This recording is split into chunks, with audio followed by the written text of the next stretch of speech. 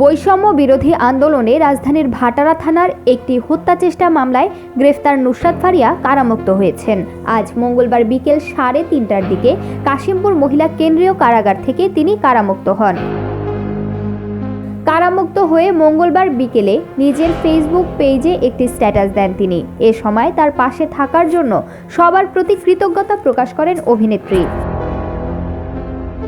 এরপর তিনি লেখেন, সবাইকে অনেক অনেক ধন্যবাদ এবং কৃতজ্ঞতা যারা আমার পাশে ছিলেন। শারীরিক অসুস্থতার জন্য আজ কথা বলতে পারিনি। সুস্থ হয়ে খুব দ্রুত ফিরে আসবো আপনাদের মাঝে। এর আগে মঙ্গলবার সকালে নুসরাত ফারিয়াকে জামিন দেন আদালত। উল্লেখ্য, রোববার দুপুরে থাইল্যান্ড যাওয়ার সময় ঢাকার হযরত শাহজালাল আন্তর্জাতিক বিমানবন্দর ইমিগ্রেশনে অভিনেত্রীকে আটকে দেয় ইমিগ্রেশন পুলিশ। এরপর ফারিয়াকে ডিএমপির ভাটারা থানায় থাকা এক হত্যা চেষ্টার মামলায় গ্রেফতার দেখিয়ে আদালতে তোলা হয়। আদালত অভিনেত্রীকে কারাগারে পাঠানোর আদেশ দেন।